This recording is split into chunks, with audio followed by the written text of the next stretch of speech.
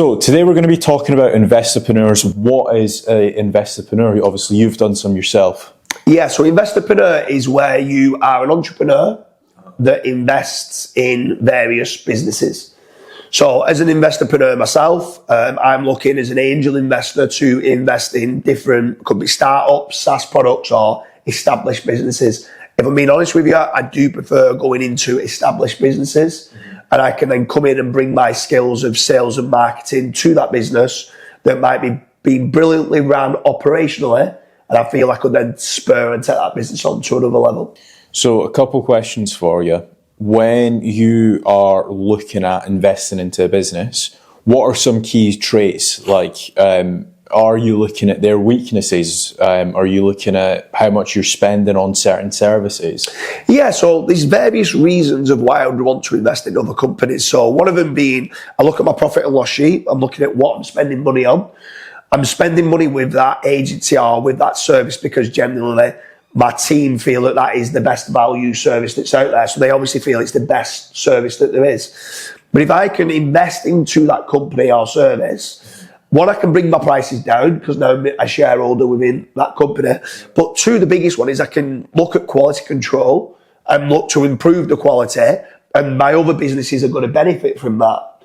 But obviously, if I can improve the quality of it and bring in sales and marketing to that business as well, I'm then going to see growth from there. So it depends on whether I buy a business outright or whether I'm buying a business at 30%, 40% or 50%. Generally speaking, it could vary depending on what the business is. Right, okay. And then are you looking to buy the entire business, or is it a portion? Is it 25%, 40%? So that does completely depend. Generally speaking, in the UK, I want over 26.8%. So that is means I've got significant say in the business. So generally speaking, I'm normally looking at 30, 40%. Right.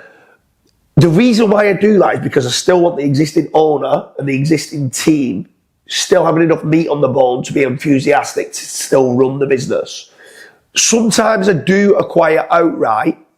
If you're rolling up assets and doing like a bolt-on acquisition method and you're looking to float it or put it as being a PLC, you then might look to acquire 8 or 9 different businesses, put them in together underneath one umbrella and then float it. That's a different model to what I'm normally doing. I'm normally looking at, as an angel investor, 30, 40%, keep the existing team in. They are brilliant at what they do operationally, and hopefully I can come and bring in the sales and marketing. Right, okay, that makes sense. And then the last question as well is, obviously you're going in to purchase a company. How do you make sure that the previous owner is like happy with the percentages? Is it kind of like a, look, these are the skills that I'm bringing in, I'm potentially bringing you mentorship, and we're going to be able to like predict these numbers in 2 years' time? Yeah, so like if you keep the existing owner in, they still need to be enthusiastic to want to take this business on to another level. So you need to agree a number, but then you bring in more than just money. Yep. So you bring in money, you bring in mentorship, you bring in strategic advice. So if I came to you and said, look, I want to acquire 30% of CasualDash.com and the brand and the masterminders and all your other brands and what you have, I want to come and acquire 30% of that. You might put a figure on it, and we need to agree the number. So once we've agreed the number, for you, the way I'm selling it is, look, you at present you own 100% of this, but it's quite a small pie. If I can quadruple the size of it, and you are 5x the size of it, and yes, I'm acquiring 30% of it, you still own 70%, you're still majority shareholder. If I 5x the size of that business, that when you was owning 100%, even though you only own 70%, now it's 5 times bigger.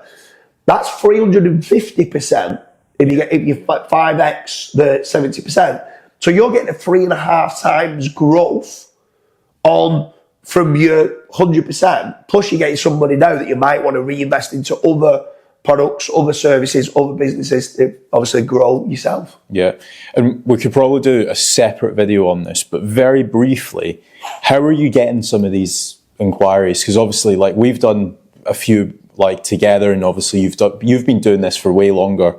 But how are you getting these inquiries? Is it inbound? Are you reaching out to businesses? I like reaching out. So these people don't understand the value of what I can bring to them. And normally I just pose the question, I plant the seed and say to them, I'd love to be a partner in that business. And then what normally starts to happen is a month later, they come back and go, do you know what you said? You'd love to be part of our business. We'd love you to be part of our business. Right. And then it just kind of blossoms from there. That's how I do it, because then I can strategically decide what companies that I want to be involved with. But you're not going and randomly knocking on a dentist, for example. No. So how have you acquired that relationship to begin with, to even just say, oh, I'd love to be part of your business? So we normally start out with lead generation. Right. Okay. So we are involved with over 650 different businesses at present for lead generation. We help grow their business. They see the value of what we bring. I see how well operationally they run. Some of them aren't run very well, but obviously I don't want to invest in those companies. But the businesses that do run well and can scale up further, and I can improve their net profit margin. So it's not just always about improving revenue. Yep. If I can improve their lifetime value, average transactional value, and net profit margin, I'm like, okay, I want part of this business. So I'll plant the seed, and if they're not interested, then it doesn't kind of materialise from there. If they are interested, they normally come back and start saying, how does this look? Like, what do you want out of us? What do you expect from us in return? So we can just start asking those questions, and if we're miles off on the valuation of what we both think it's worth, we don't bother with it. But we have strategic talks pretty much daily now with different businesses that we think, actually, this could work really, really well. And as an investorpreneur, I'm trying to sell myself to them that I'm not just an investor that's coming and bringing money. Like I said, I'm an entrepreneur that's bringing in mentorship, my team, my sales team, marketing advice. They can save money in other areas that they might be overspending at present with regards to magazines, TV ads, radio ads, SEO, PPC. I might be able to help them save money in those areas, as well as bring in more inquiries, make them oversubscribed. Because generally speaking, if a business has got too many inquiries, that means they can learn to say no, which is a brilliant trait to have. Stop saying yes to every customer. Not every single customer is good for your business. So you can learn to say no to the ones that almost like the Pareto law rule, the 80-20 rule. Get rid of the worst 20% of your clients that are causing you 80% of the hassle. So you can get rid of that, give yourself some headroom then to basically turn around and then progress, bringing in the right type of clients, upping your price slightly, which then means your profit margin's going obviously through the roof.